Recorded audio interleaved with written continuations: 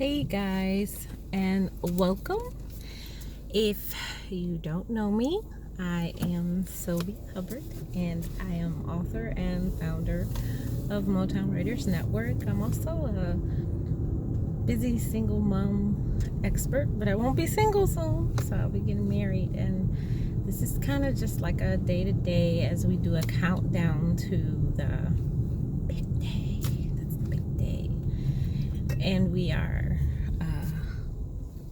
was a week away, almost a week away, a week and a couple of days away from this. So we are setting it up to, get married. I'm going to be married. And no, sorry, no outlet. Okay, I'm trying to figure out. Construction in Detroit is horrible. I'm gonna tell you that right now. We are just totally lost right now in the city. Yeah, you can get lost in the city really easy, even if you've lived here all your life. You get lost. I'm on the west side. I'm a west side girl, and I have lived on the west side all my life, and I still get lost.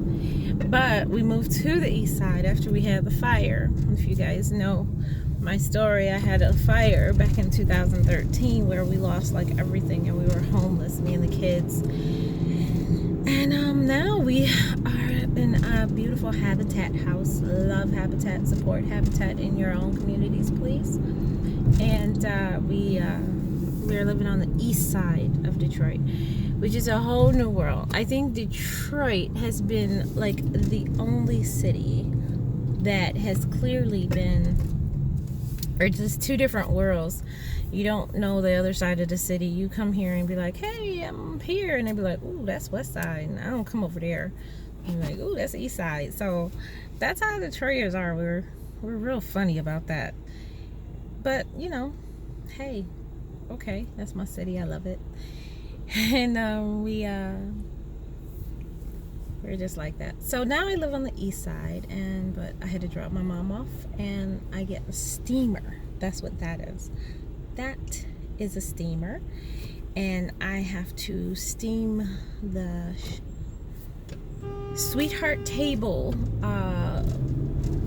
tablecloths, and then the curtain for the ceremony space. I have to steam that too because I don't fold very well, and when I took it out again, it was wrinkled to death, and I'm just not gonna pay that $17 each to steam that.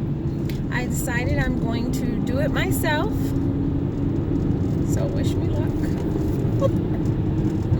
Lots of luck, because I have no idea what I'm doing. So yes, that's what I'm doing today. I also want to work on my book, so after I finish this video, I'm actually going to be reciting some of my book. I realized I can do it in the car, and that's what I do, is that I open up a Google Doc, and I literally dictate my thoughts, my book thoughts of how I want conversations to go, how I want scenes to go, and then afterwards I take it, copy and paste it into the book itself, and then I elongate after that. But I realized Google had clocked me and said I spent close to 26 hours in the car in a week, and it hadn't even been a heavy week of driving, but literally I spent 26 hours in the car, and I was like, I need to take that time and make it useful.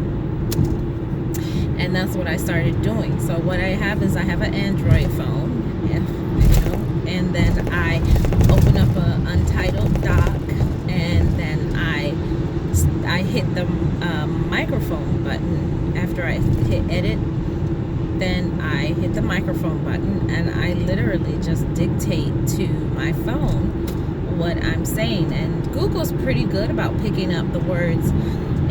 I don't try to worry too much about the apostrophes or anything like that, and usually everything is a period. Even if it's a question, it stops with a period. So I'll say, she walked in the door to see him sitting behind his desk period. And then it'll actually put a period there. And then she said, how are you, period. Even though it's a question mark, I still say period. Sorry it's so bumpy. This is Detroit. You cannot expect smooth roads in Detroit. And I'm on the freeway. And this actually freeway was just paved literally a couple of years ago. So I'm on 96 right now. And it was just paved a couple of years ago. And it's already got huge holes in it. Yeah, 96, yeah. It was like about 6 years ago, I think. Yeah, because I can still see, like, some of it's still new. See, like right here, it's new. Smooth as a baby butt. But keep going, and you hit stuff so deep you think your car gonna fall in. So, anyway, sorry, I had to get over. That lady is insane. I don't know. These people who I hate when people put their lights on and just drive with their signal light on. So, anyways, yeah. So I'll dictate the document, and then if I stop thinking about it, if I'm like deep in my thoughts, and I usually hit the microphone off until I can formulate it, even if it means I end up repeating that sentence again. But it's then once I go through the editing, I take out the extra stuff, or I change my mind. Well, she didn't come in the room. Note to author, that's what I'll put. Note to author, she didn't come in the room. She came into the hallway, or she came into the kitchen. You know.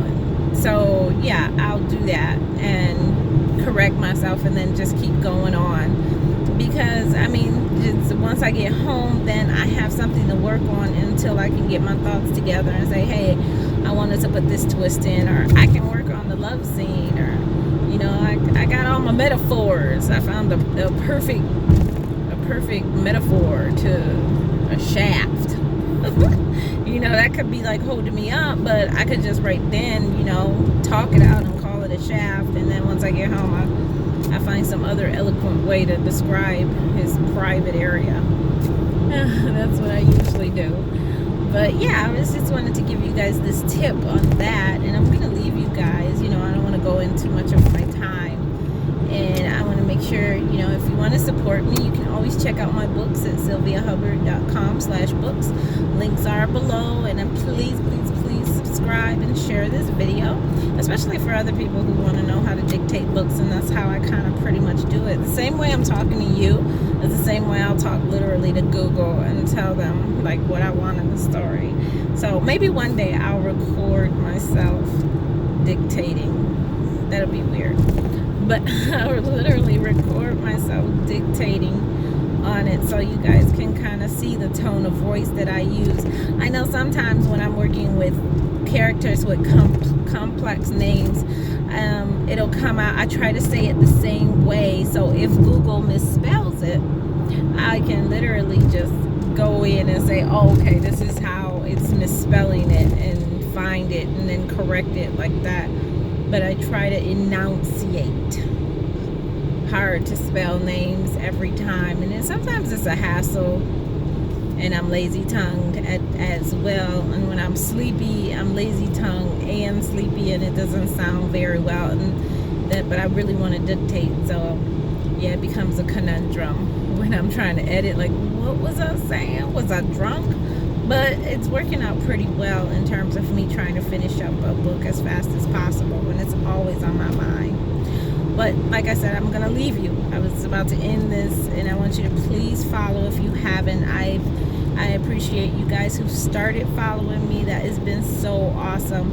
And I want you to share this video with other writers and stuff if they want to know little how-tos.